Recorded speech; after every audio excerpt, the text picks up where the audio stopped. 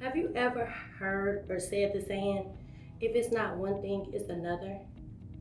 Like when you solve one issue and another one seems to arise. Thought you reached a point of success and the bar is raised. Feeling like no matter how many times you have come back, you are on the comeback right now. Well, guess what? You are not alone. I am Anissa Fleming, the owner of Creating Solutions Consulting, and welcome to the 2024 Comeback Champion Summit. If you want this comeback to be your best comeback yet, stick with me for a brief time while I share part of my journey in hopes that it will inspire someone to make this comeback their best one yet. I am the self-proclaimed comeback queen. Through many life lessons, I still continue to push. The title of this talk is Unnecessary Roughness: Lessons in Life, Love, and Business. When you heard the title, did you think about football? Well, good, because that's where I got it from. The competitive game of football can be an analogy to real life. The goal of the game is to win the championship that year and every year if you can. But just like life, there's the game itself, the players, the coaches, the refs, and the spectators. And in the game of football, there's a call called unnecessary roughness.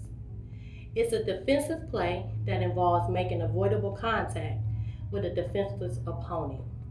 But for our talk and in life in general, I define it as the repetitive actions, thoughts, and penalties in life caused by protecting one's position, not taking heed to advice and not adjusting your mindset, not seeking new information or repeating the same mistakes more than twice, and most importantly, not being prepared.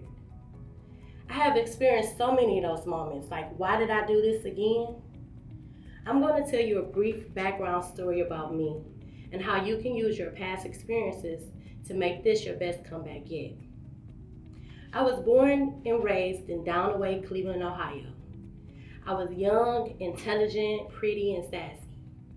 I had big dreams of going to college, graduating, owning my own business, pledging a sorority, and having a big, pretty peach and white wedding. Me and my husband would run off and travel the world and buy a big, pretty house. I was proud of my work and happy to be seen as one of the smartest students in my class, striving to graduate with honors and accolades and accomplishments, but also for the scholarship for college. Well, I got pregnant in my 11th grade year, and then again in my 12th grade year. But I took my homework home and I finished that year on maternity leave. My son sat in the audience and watched me graduate. I always felt that it was important that I show him what I wanted him to be in life. So I went on and I finished school, not quite the way I wanted to, but I did it. I wasn't old enough to be responsible for myself and my kids yet, so I utilized public assistance to get by. I was just a child raising myself and my children, but I was also still very curious, ambitious, and determined. I always wanted to seek progress because it always felt good to me. And I knew if I got to the next level, we would be okay. So I continued on to community college while I worked part-time. And further on, I went on to graduate with my master's degree from the University of Phoenix. I went to school online, and back then they used to say, online degree is not a real degree. But I knew it wasn't easy for me. But easy didn't mean impossible. So lesson 1, make your dreams and your actions meet up. Adjust if you must, but stay the course. I graduated college with a lot of student debt, but I still needed to survive. So I looked for work. I landed a job in public service. The job gave me benefits and salary and medical, paid time off, and it also was a place where I can get my student loans forgiven. It was a win-win situation at that time, but that's not what I was shooting for. I used the same structure of that job to buy 2 houses, but I was miserable. I knew I wanted to own my own business. So when I resigned to start my business, everyone was so shocked. They said, "You gonna quit this good government job It's something we used to say often at the office. But yes, I took all the levels of my degree in business and I knew I should be a CEO and a business owner. Just was always something about the nature of business that seemed to put the people we work for in a better position in life. I had so many great ideas and a knack for seeing others' potential. I would take their ideal and talent and plan it out, turn it into a whole business. However, I was always the one playing it safe, not following my own advice. So I didn't know how to charge for my services. My business wasn't set up correctly, and I did a lot of stuff for free. But you ever been in a place where you can see the good in everyone else, but the mirror looks flawed? Part of it, I just was sharing what I knew because I love to do it. The rest of it was just really not understanding my value.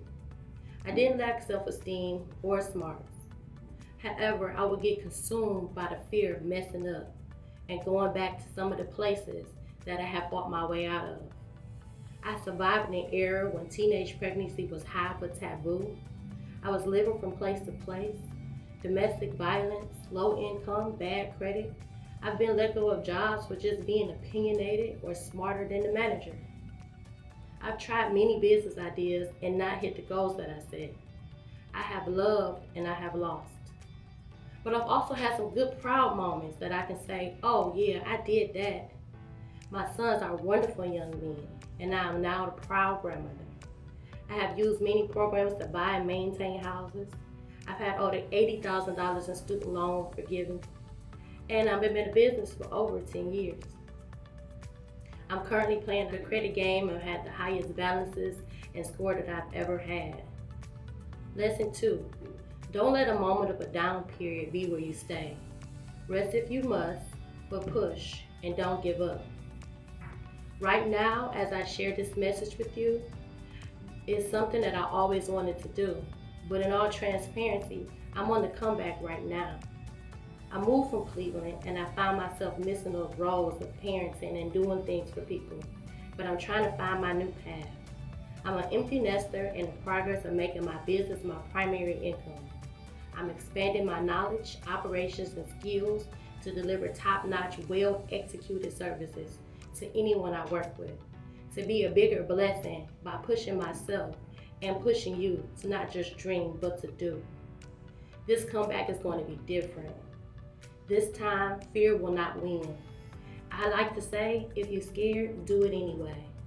And instead of working from survival mindset, I'm stepping out on what I know. I'm going to take the setbacks, pull the lessons out, and decide to change my mind. My dream will make a way for me, and yours will too. I will never stop looking for progress, and I will never give up.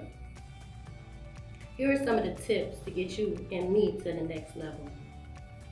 Instead of having a reactive approach to life, take a proactive approach. Make a life, a business, and a relationship plan. A plan that you know that you will execute. Write it down. Read it often. Plan to thrive past survival. Write a list of requirements and wants. Expand that into a plan that you have the capacity to execute. Seek what you lack in partnership. Read, research, and reread, and take what applies and leave the rest. Include rest and restoration in that plan and be prepared. Operate your hustle like a business. Reminisce on the good and the bad, and take the good and let it illuminate your path. My last lesson is this. Love is passion identified. It fuels our daily lives for our family, our friends, our passion, and our businesses. But it's also a choice, and it can be good or bad. So choose love wisely. It's time to reset your field position. Join me as I throw touchdown pass after touchdown pass after touchdown pass until I know we win the championship. Follow and join my best comeback ever as we come up together. Let's share some winning strategies to get in, stay in, and win the game. Thanks for listening. And for staying to the end, I have a free gift just for you. It's my new ebook and workbook for structuring your business to win. I am Anissa Fleming, the Comeback Queen, and this is the 2024 Comeback Champion Summit.